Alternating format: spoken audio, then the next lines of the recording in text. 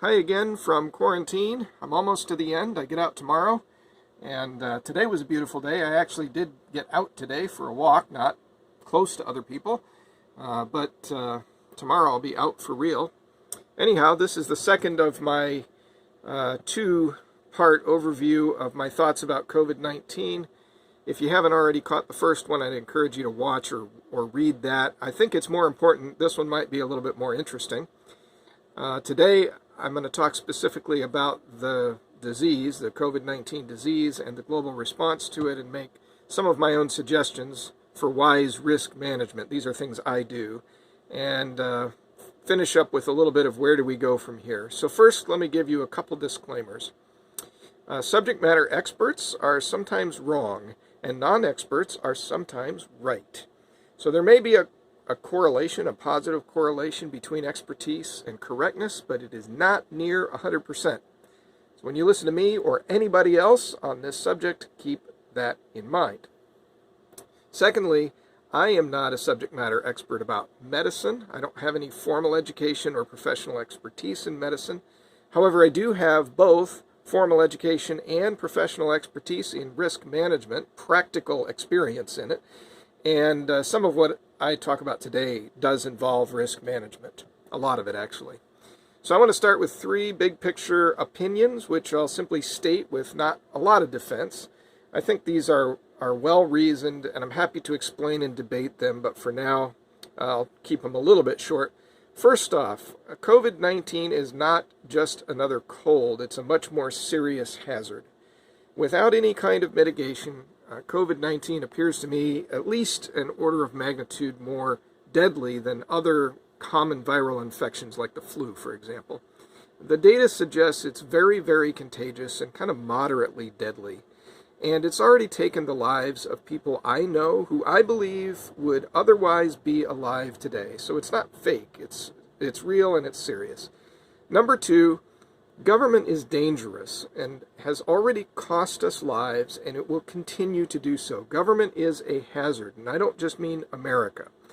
The Chinese government threatens people for communicating what they know about COVID-19. The World Health Organization has made false claims, and they've made recommendations that are very contrary to risk reduction. And the CDC here in the United States and the FDA have and continue to obstruct Americans' ability to make and distribute tests, to use medication, to get protective equipment, and otherwise wisely manage this COVID-19 risk. Now, on top of these already deadly hazards, broad-based government-imposed lockdowns are being forced without any kind of informed consent on most people around the world. And despite their presumed justification, there's no safety or efficacy data to support doing any of this. There's no measurement or even estimate of how many lives have been and will continue to be lost from these measures.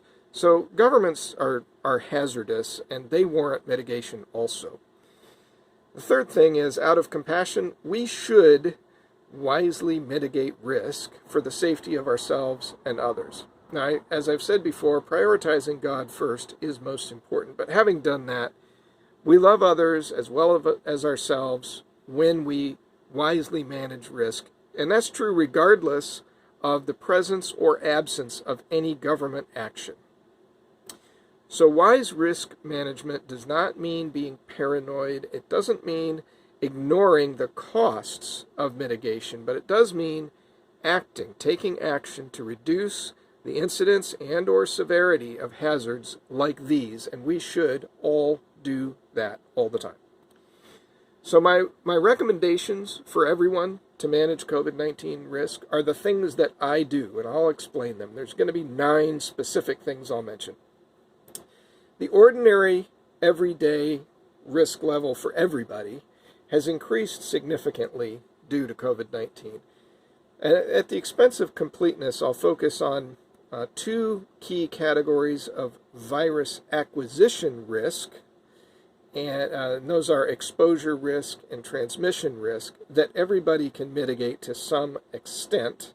And I'm not going to detail every method, but I'll highlight a few things and let you research the rest yourselves. You're already familiar with some of them. And then I'll also describe some government and economic risk mitigations, which at least many of you can do, that I do.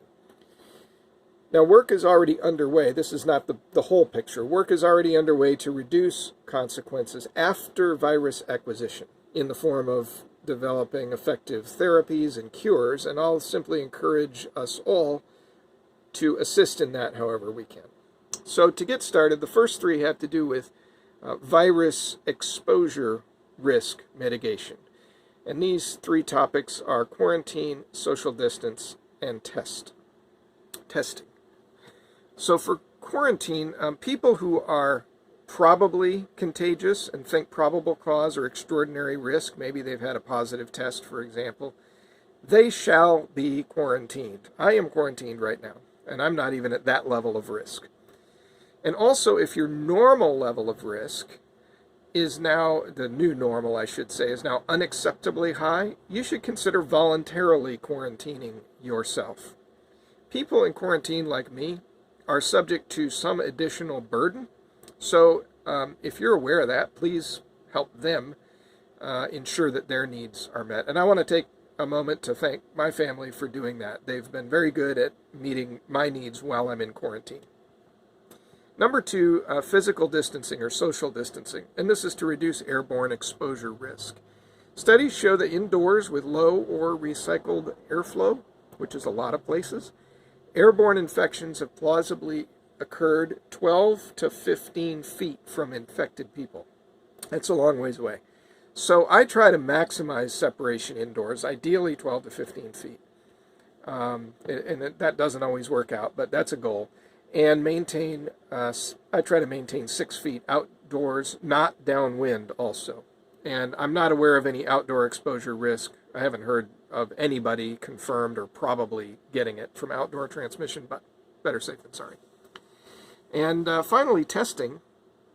A positive test, unfortunately, would be inconvenient because it triggers a quarantine. But the quarantine then reduces risk for everybody. So as soon as testing is available, I'll be getting them at sensible times, and I would encourage you to do that also. And those are three ways we can manage exposure risk. Now, transmission risk is another category, and we can do these together with the rest. First of all, wear a mask, and do that anywhere that airborne transmission could plausibly occur. I wear mine in enclosed spaces with people who are not exclusively in my quarantine group. Also outdoors near other people, and near objects if I think they're going to be touched by somebody else in the next day or so I don't breathe on them and contaminate them. Secondly, wash or sanitize, preferably wash, your hands. And that's to reduce hand-to-face contamination. Gloves do not reduce this risk and might actually increase it, so be careful there. I clean my hands frequently before and after touching at-risk things. And finally, keep surfaces clean, anything you're going to touch. And this works together with clean hands to reduce transmission risk. I clean the things that I'm going to touch or expect to touch and do that regularly and learn to keep them clean. So those are three ways to mitigate transmission risk. Now, moving on from the virus, there's also government and economic risk. And the three techniques that I'm going to discuss here are inventory, stealth, and quarantine, a different kind of quarantine. We appropriately, I'll say appropriately, inventory things, consumable things, and use them strategically. So we stock at least a month's supply of the consumables that we regularly use. And what I mean by that is when we get down to a month's left, like we're going to run out in a month, it's time to go shopping. Now, hoarding hurts other people, but running out hurts yourself and others. We rotate and use our stock so we don't run out, and then we can help people who we know run out of things that we have in stock. And this is an all-the-time strategy that you can and should do also. Secondly, be stealthy. And what I mean is I try to avoid unnecessary law enforcement attention. Now, whether they're right or wrong, I'm less free in jail or paying fines, and my ability to help others is reduced if I'm locked up or poor. So I would suggest to be careful and strategic, especially if you're considering any kind of civil disobedience. And let me give you an example, contrasting examples of that. Drive-in church, relatively speaking, is careful and strategic. Crowded, unmasked, indoor church is foolish and impulsive. This should give you a feel for how I think. Lastly, quarantine tyranny. So the tyranny pandemic, really endemic, predates COVID-19. And what I'm going to say here might surprise you, but I believe all, and I mean 100%, of federal and most state and local politicians violate human rights. If you can think of an exception, tell me. We'll talk about it. I didn't vote for or support anyone who is hurting you by government. If you supported or voted for them, you have tyranny disease right now, and it's contagious. You have helped infect more people than bat soup. So please quarantine yourself and at least from anything government related like voting until you recover from this tyranny impulse you have. Don't you violate other people's rights, and don't support anyone else who does. Now, where do we go from here? The answer should be obvious. First things first, put God first. Next, respect human rights, quarantine the actually contagious, and allow everyone else to choose whether and how to work or be out in public or anything like that. Don't violate people's rights. Finally, we should all compassionately mitigate risk with maximum care, maximum effort. Even if we all do this, COVID-19 will take lives, as will government, and the economy will suffer. Those things have already happened. At this point, these are unavoidable tragedies, but I'm convinced widespread, careful implementation of these strategies, these 9 things I just mentioned, will minimize further harm from COVID-19 and government. Conversely, if many people fail to do these things, and in fact it won't even take a lot, greater harm, much greater harm beyond the inevitable will occur, some of which will be very long-lasting. So this is my strategy, and I hope you'll implement it too for the benefit of everybody. It'll be good for me and you and all of our friends and neighbors and family. Thanks for watching, and I hope that this has been beneficial to you.